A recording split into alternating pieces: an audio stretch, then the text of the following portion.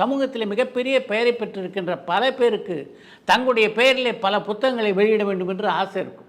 அவங்களால 10 வரி கூட சேர்ந்தாற் போல் எழுத முடியாது. அதற்காக யாராவது ஒரு எழுத்தாளரை அழைத்து அவரை புத்தகம் எழுத சொல்லிவிட்டு அந்த புத்தகத்தை தங்கள் பெயரிலே போட்டுக்கொள்வார்கள். இது சர்வசாதாரணமாக நடக்கின்ற விஷயம்தான். அப்படி வேறொருவருடைய பெயரில் எழுதுகின்றவர்கள கோஸ்ட் ரைட்டர் அப்படின்னு கூட அழைப்பது உண்டு. அப்படிப்பட்ட மனிதர்களுக்கு மத்தியிலே ஏவி மதிபரான ஏவி மெய்யப்ப செட்டியார் எந்த அளவுக்கு மாறுபட்டு இருந்தார் என்பதைத்தான் உங்களோடு நான் பகிர்ந்து கொள்ள இருக்கிறேன். ஏவி மெய்யப்ப செட்டியாருடைய வாழ்க்கை வரலாற்றை குமுதம் பத்திரிகையில் பால்யூ என்று செல்லமாக அழைக்கப்படுகின்ற பாலசுப்ரமணியன் தொடராக எழுதி வந்தார். அந்த தொடர் நிறைவு பெற்றவுடன் அது புத்தகமாக வெளியானது. அது புத்தகமாக வெளியான போது இந்த புத்தகத்தில் இடம்பெற்றிருக்கின்ற எல்லா செய்திகளையும் நான் சொல்ல மிக அழகாக கோரிக்கையாக இது எழுதிய பெருமை பால்யூ என்ற அந்த நிருபரியை சேரும் அப்படின்னு நான் இதில் குறிப்பிட விரும்புகிறேன் என்று பால்யூவிடம் ஏவி மெய்யப்ப செட்டியார் சொன்னபோது அவர் அதை எளிதில் ஒத்துக்கலை. இப்படி ஒரு வாய்ப்பு எனக்கு குமுதம் ஆசிரியர் உருவாக்கி தந்தார். உங்களோட பழகி இந்த கட்டுரை எழுத எனக்கு வாய்ப்பு கிடைத்ததே பெரிய பாக்கியம், அதுவே போதும். அது மட்டும் இல்லாமல் இந்த கட்டுரையில் இருக்கின்ற எல்லா செய்திகளும் நீங்கள் சொன்னது தானே, நீங்கள் சொல்ல நான் எழுதினேன் அவ்வளோதானே என்றார்.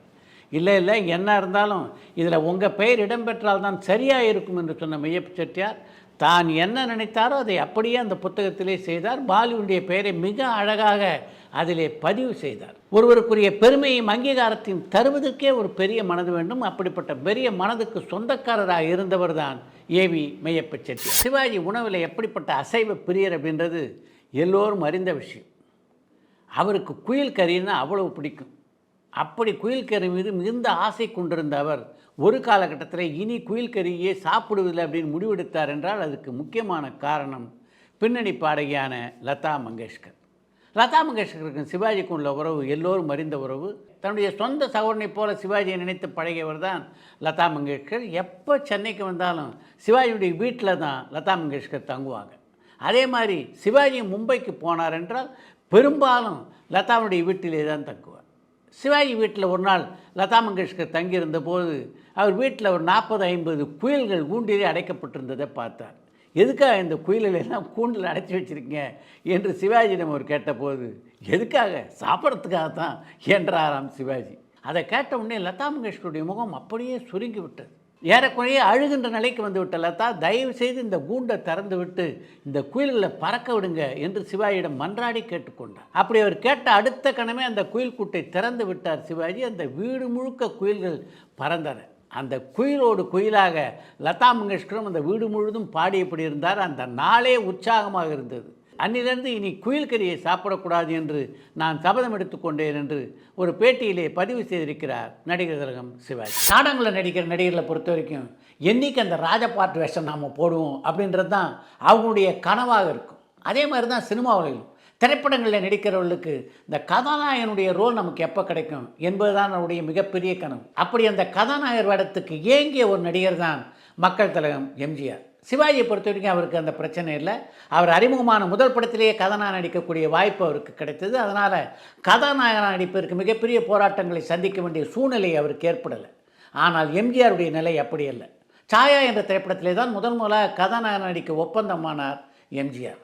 ஆனால் நித்தியகண்டம் பூர்ணாயுசு என்பது போல் தான் இந்த படத்தினுடைய படப்பிடிப்பு அமைந்தது. எப்போது வேண்டுமானாலும் அந்த படத்திலிருந்து தான் நீக்கப்படலாம் என்ற பயத்திலேயே அந்த படத்திலே நடித்தவர் தான் எம்ஜிஆர். அவருடைய பயத்தை அதிகப்படுத்துகிற மாதிரி ஒரு முறை அந்த படப்பிடிப்பு தளத்துக்கு பியு சின்னப்பா வந்து போனார். அவ்வளோதான், ஒன்றை நீக்கிட்டு இந்த படத்தில் பியு சின்னப்பா போகிறதா அந்த படத்தினுடைய தயாரிப்பாளர் முடிவு செய்து விட்டார் என்ற செய்தியை எம்ஜிஆரிடம் அவருடைய நல்ல நண்பர்கள் பல பேர் எடுத்து சொன்னார்கள். அதை கேட்டவுடனே எம்ஜிஆர் அடைந்த வருத்தத்துக்கு அளவே இல்லை என்று தான் சொல்ல வேண்டும். இவ்வளவு நாள் கழித்து கதாநாயகன் வாய்ப்பு கிடச்சிருக்கு, அதையும் சின்னப்பா பறித்து விடுவாரோ என்ற பயம் அவருக்கு இருந்தது. ஆனால் சின்னப்பா அப்படிலாம் செய்யாமல் அந்த படத்தில் நடிக்க உண்மையாகவே ஒரு அழைப்பு வந்த போதிலும் அதை ஏற்றுக்கொள்ளாமல் தவிர்த்து விட்டார் என்பதுதான் உண்மை. எம்ஜிஆருடைய வளர்ச்சிக்கு தான் தடையாக இருக்கக்கூடாது என்ற எண்ணத்திலே பியு சின்னப்பா அந்த படத்திலேருந்து விலகினாலும் அந்த படத்திலே தொடர்ந்து கதாநாயகன் நடிக்கக்கூடிய வாய்ப்பு எம்ஜிஆருக்கு கிடைக்கல. ஒரு காலகட்டத்தில் அந்த படத்தினுடைய படப்பிடிப்பு அப்படியே நின்று போயிற்று. அப்படிப்பட்ட நிலையிலே இருந்த எம்ஜிஆருக்கு புத்துயிர் தந்ததுன்னா அது ஏஎஸ்ஏ சாமி தான். ராஜகுமாரி படத்துக்கு எம்கே தியாகராஜ பாகவதனையும் பானுமதியும் ஒப்பந்தம் செய்து தர அந்த படத்தினுடைய தயாரிப்பாளர்கள் தயாராக இருந்த போதும் என்னுடைய படத்துக்கு அவங்க யாருமானா எனக்கு எம்ஜி ராமச்சந்திரனை மட்டும் தாங்க, அவர் வைத்துக்கொண்டு நான் வெற்றி படம் தருகிறேன் என்று உறுதியாக சொன்னவர் ஏஎஸ்ஏ சாமி. அவருடைய அந்த உறுதியின் காரணமாகத்தான் அந்த படத்தில் நடிக்கின்ற வாய்ப்பு எம்ஜிஆருக்கு கிடைத்தது. அதற்கு பின்னாலே நடந்தது சரித்திரம். சீரடி இயக்கத்தில் உருவான காதலிக்க நேரமுள்ள படத்துக்கு பல பெருமைகள் உண்டு. அதுதான் இது போன்ற புதுமுன் நடிகர்களை வைத்து முதலாக வண்ணத்திலே தயாரிக்கப்பட்ட திரைப்படம். அந்த படத்தில் தான் முதலாக காஞ்சனா கதாநாயகியாக அறிமுகமானார். அதே மாதிரி அந்த படத்தில் தான் வெள்ளி விழா கதாநாயகன் என்று பின்னாளில் அழைக்கப்பட்ட ரவிச்சந்திரன் கதாநாயகனாக அறிமுகமானார். இவை எல்லாவற்றையும் தாண்டி காதலிக்க நேரமில்லை அப்படின்னு சொன்ன உடனே எல்லார் மனதிலையும் நினைவுக்கு வருகின்ற ஒரு காட்சின்னா அது நாகேஷ் டிஎஸ் பாலையாவுக்கு ஒரு கதை சொல்வார். அந்த காட்சி தான். அந்த காட்சி எப்படிப்பட்ட ஒரு வரவேற்பை ரசிகர் மத்தியிலே பெற்றது என்பது எல்லோரும் அறிந்த விஷயம். அப்படிப்பட்ட ஒரு வரவேற்பை அந்த காட்சி பெறுவதற்கு காரணமாக இருந்தது ஸ்ரீதரை தாண்டி இன்னொரு இயக்குனர். அவருடைய பெயர் தாதா மிராசி. இந்த காட்சியை உருவாக்கும் போது நாகேஷ் எந்த மாதிரி கதையை பாலையாவுக்கு சொன்னால் நல்லாயிருக்கும் அப்படின்னு சித்ராலயா கோபுவும் ஸ்ரீதரும் சிந்தித்த போது கோபு தான் அந்த ஐடியாவை சொன்னார்.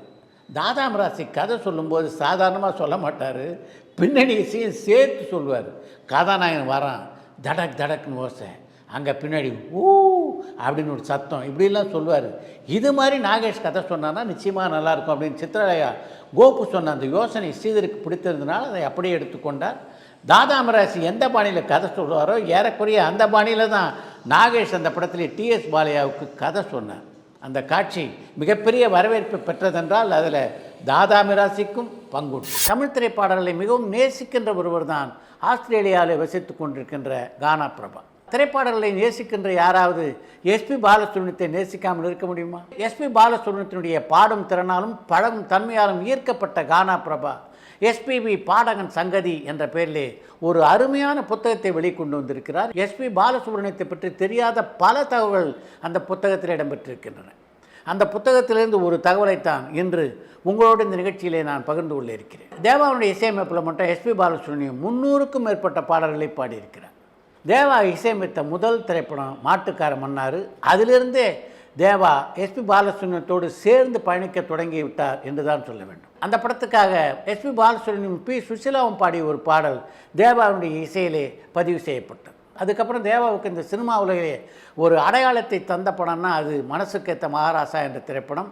அந்த படத்துலேயும் எஸ்பி பாலசுப்ரமணியத்துடைய பங்களிப்பு இருக்கிறது. தேவாவுடைய இசையமைப்பிலே பல பாடல்களை பாடியுள்ள எஸ்பி பாலசுப்ரமணியம் அவர் தன்னிடம் வேலை வாங்குகின்ற விதத்தை பற்றி எம்எஸ் விஸ்வநாதன்ட்ட அந்த அளவுக்கு பாராட்டி சொல்லியிருக்கிறார். நீங்கள் எப்படி ஒரு பாடலை நான் பாடுவதற்கு முன்னால் பாடி காட்டி நான் எப்படி பாட வேண்டும் என்று எனக்கு சொல்லித் தருகிறீர்களோ அதே மாதிரி தான் தேவாவும்.